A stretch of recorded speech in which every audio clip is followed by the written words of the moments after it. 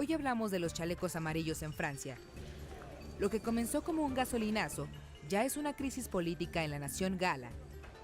Miles ya piden la renuncia del presidente Emmanuel Macron, mientras que el gobierno anuncia medidas para enfrentar el descontento social. Vamos a hablar un poquito más sobre este tema y lo que ocurre en Francia. Por eso se encuentra en primera línea la internacionalista Arlene Ramírez. Bienvenida, muchas gracias por acompañarnos. Hola, Arlene. Muchas gracias, buenos días. Platícanos un poco, efectivamente se hablaba del alza de los combustibles en Francia, de alguna manera obviamente soportado por su presidente Emmanuel Macron, y entonces viene toda esta ola de manifestaciones muy violentas, de enfrentamientos también muy fuertes de los chalecos amarillos principalmente, y la policía. ¿Por qué se da y en qué contexto? Fíjate que desde 2017 que Emmanuel Macron fue electo presidente, el más joven, hay que destacarlo, el más joven de la historia francesa desde Napoleón, ¿no? Y llega, sí, con un apoyo importante del Partido Demócrata, hay una alianza muy importante política, pero además llega alcanzando una mayoría en el Congreso, en la Asamblea Nacional. Todo eso desata un sentimiento de continuidad hacia el gobierno de François Hollande, el presidente que le precede.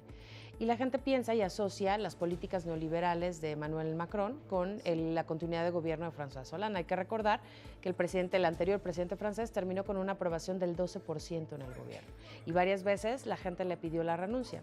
Hoy por hoy, Emmanuel Macron ha disminuido 25 puntos su popularidad, el índice de gobernabilidad es uno de los más bajos y ya están pidiendo la renuncia. ¿Por qué? En primer lugar, porque argumentan que el alza en el impuesto, este ecoimpuesto, que la base era reducir las emisiones de carbono y responder a los compromisos que establece Francia en diferentes protocolos para el cuidado del medio ambiente. Y resulta que los franceses no están dispuestos, no solamente a continuar con procesos globalizadores que afecten directamente los bolsillos de la clase obrera y trabajadora en Francia. Pero si a eso le sumamos que recientemente se acaba de hacer una modificación a la ley de empleabilidad y a una reforma educativa en Francia, entonces eso conlleva un descontento generalizado. Hoy están cerradas las escuelas en Francia, hay una gran manifestación de estudiantes que se han sumado a los chalecos amarillos, y a ellos se les ha sumado también el movimiento obrero y el movimiento de los ferrocarrileros, ¿no? De los empleados del sector ferroviario. Emmanuel Macron ha sido en este año de gobierno una persona que pugna mucho y está a favor de la globalización y del proceso de integración en la Unión Europea, fortaleciendo el rol de Europa con, ya lo hemos visto, Angela Merkel, por ejemplo, uniendo esta alianza que tradicionalmente pues, no se había dado, ¿no? Y de alguna manera los franceses, por ponerlo de forma muy coloquial, dicen, bueno, es que el presidente quiere ser candil de la calle y oscuridad de la casa. Esto pasa cuando el pueblo tiene hambre. Se hablaba en el contexto previo a la entrevista, Arlene, de una situación política ya complicada, pero también económica, en donde ya empresarios de pequeñas y medianas empresas pues están teniendo pérdidas económicas por las manifestaciones.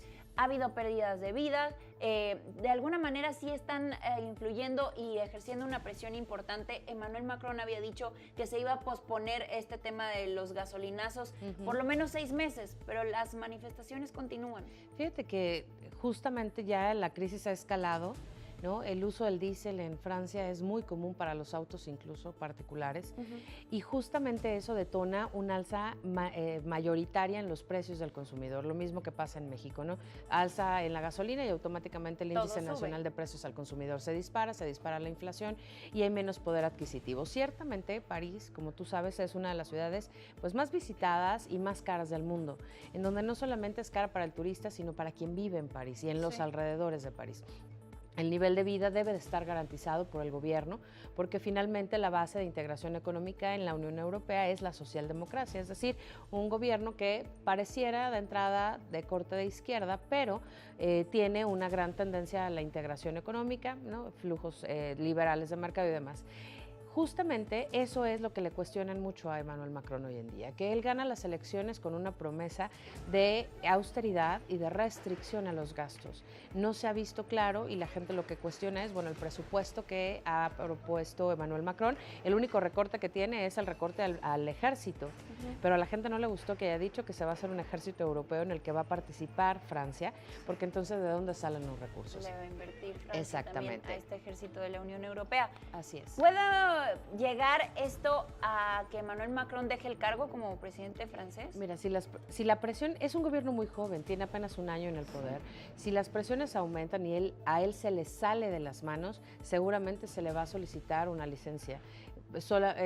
Pensando, por ejemplo, que esto ha ocurrido en otras ocasiones en Francia, cuando la Asamblea Nacional toma el control, vuelve a llamar a elecciones. ¿Se ve lejano? Pues sí, pero pensábamos que era lejano llegar a este punto de la crisis política en Francia y no ha sido así, ¿no? Yo creo que para la Unión Europea es un tema coyuntural, ¿no? Nodal resolver, porque hoy por hoy la Unión Europea está representando el eje de poder entre varios países. Hay crisis en Alemania por la salida de Angela Merkel también de su partido como líder nacional, hay una crisis en Italia bastante importante y entonces las piezas se están reconfigurando por el bienestar de la Unión Europea.